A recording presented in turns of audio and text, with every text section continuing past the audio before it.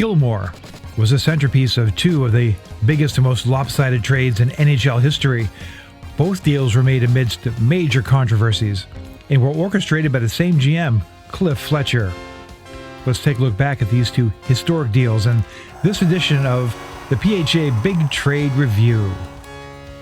NHL teams originally dismissed young Doug Gilmour due to his lack of size, but the St. Louis Blues chose him in the 1982 NHL Draft by selecting him with their 7th round pick. Now, he'd get a shot in the NHL and quickly established himself as an outstanding two-way player for the Blues, and he was even chosen to play in the 1987 Canada Cup. His best season was a 105-point output in 86-87. His future in St. Louis looked bright. But Gilmour became embroiled in a legal conflict. He was sued in August 1988 by the parents of a 14-year-old girl who alleged that Gilmour had sexually assaulted their daughter.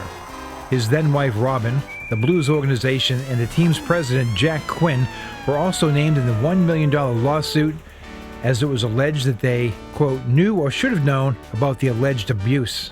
The Blues were also accused of pretending to negotiate a payment while attempting to trade Gilmour without informing the other team of the allegations. Finally, 1 week later, on September 6, the Blues traded Gilmour to the Calgary Flames in a multiplayer deal. Gilmour, Mark Hunter, Steve Bozek, and Michael Dark were sent to Calgary in exchange for Mike Bullard, Craig Cox, and Tim Corkery. Gilmour expressed disappointment at leaving the Blues, but stated that, quote, "From what has happened in the last week, on our part, on the Blues' part, it was the best solution." The civil case against Gilmour was eventually dropped, and he'd spent 4.5 productive seasons with the Flames, scoring 81 goals and 295 points during his 266 games in Calgary.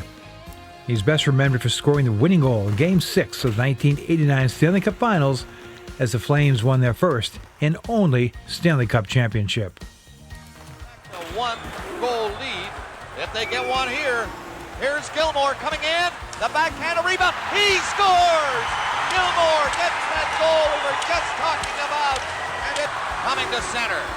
Passes into Robinson, he's stopped at the Calgary line. The net is empty down there for Mullen and for Gilmour. Gilmour has a shot to win it all here. He scores! Gilmour scores! With 1:03 left, Gilmour and Calgary leads 4-2. So many of them.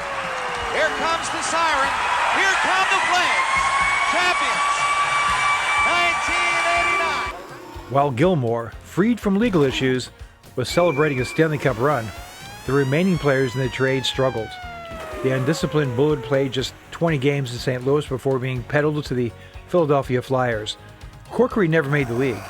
Cox played half a season with the Blues and would eventually bounce around the minors and other NHL clubs. Hunter played more of a third-line role in Calgary and was seldom used in the 1989 playoff run. Bozak was immediately flipped to the Vancouver Canucks for a third-round pick, and Dark never played for the Flames. In the end, the trade turned out to be a lopsided steal for the Flames GM Cliff Fletcher, who stated the Flames could have never won the Cup without Gilmour. In subsequent years, however, Fletcher would become GM of the Toronto Maple Leafs, and he'd orchestrate another steal involving Gilmour. The Flames, like some other Canadian clubs, began to experience economic hardship in the 1990s as the rise of player salaries made for tough times. Gilmour had a salary arbitration hearing in the summer of 1991 that created tension between him and Flames GM Doug Risebrough. According to Gilmour, quote, "One day we're on the road in San Francisco. I got up to go to the bathroom around 8 a.m. and I could hear something through the adjoining doors. Believe it or not, it was Doug Risebrough beside us in the other room. I could hear him on the phone talking about trading me. So I knew right then that I was eventually going to be traded somewhere." On New Year's Eve 1991, Gilmour was named first star to win over Montreal, and he then promptly packed his bags. He decided he wouldn't play again until he was dealt. The deal was done 24 hours later. And what a deal it was. The deal involved 10 players, with the Leafs sending Gary Leeman, Michel Petit, Jeff Reese, Craig Berube, and Alexander Godniuk to the Flames in exchange for Gilmour, Jamie McCowan, Rick Natras, Rick Walmsley, and Kent Manderville. In terms of the sheer number of players involved, the trade was the biggest in NHL history and remains so to this day. And while other trades may have had a bigger impact, Wayne Gretzky, Eric Lindros, and Phil Esposito all come to mind, that list is a relatively short one. This bizarre trade wouldn't have even made sense if Gilmour hadn't been included. You know the trade is ominously bad when the highest scorer you received was Craig Berube. And if you ignore Gilmour, even the other players dealt away scored almost exactly as much. The key acquisition for the Flames was former 50-goal scorer Gary Gilmore, but he had lost his scoring touch and scored just 11 goals in 59 games in Calgary. Conversely, Gilmour would score 238 points over the next 2 seasons. He finished second in the NHL in assists both years and won the Selke Trophy as the league's best defensive forward. In addition, McCowan provided solid defensive play for several years. From his arrival in January 1992 in Toronto through back-to-back conference finals appearances in the spring of 93 and 94, no forward, not named Gretzky or Lemieux, dominated the NHL like Gilmour. Back to Gilmore! The best hockey player in the world today and the most valuable player as far as I'm concerned. The first 2.5 years that Doug was in Toronto, he was considered by many to be the best player in the NHL. He just carried the Leafs on his shoulders. With the fiery Pat Burns behind the bench, Gilmour and his lunch bucket teammates gave Leafs Nation lifetime memories of back-to-back conference finals appearances.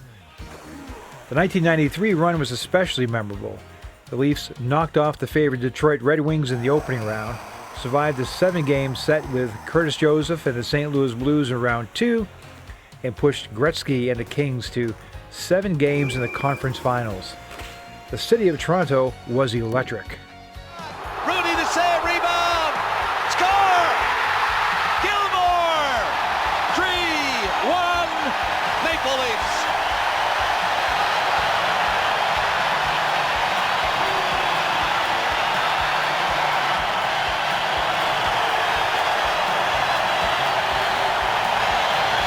Some absolutely determined forechecking and puck control. The third goal of this game. McCown keeps it in. The point shot, and Gilmour turns around and makes it 3-1. And while the Leafs didn't win a cup in those 2 years, their fans still reminisce to that time as if it were a championship run. Gilmour went on to play another 8 seasons in the NHL while the rest of the trade participants disappeared into obscurity. Gilmour was inducted into the Hockey Hall of Fame in 2011, and his uniform number 93 is retired by the Toronto Maple Leafs. Cliff Fletcher was enshrined in the Hall of Fame in 2004, and undoubtedly his killer deals for Gilmour were a big reason why. The Pro Hockey Alumni is dedicated to promoting and celebrating the legends who made the game great. Here are 2 more videos created for those who love the history of the game.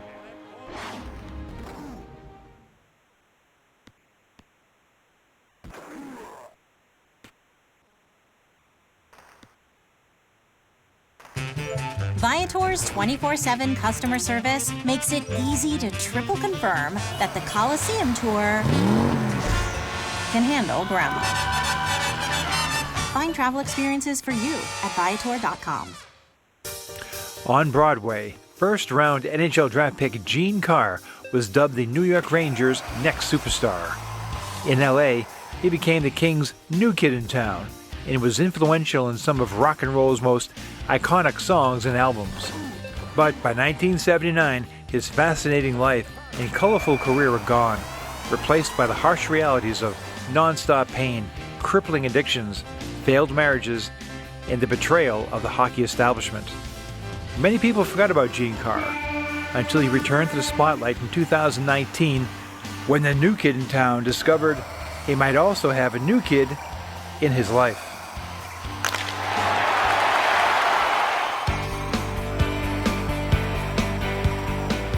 Gene Carr was born in Nanaimo, British Columbia in 1951.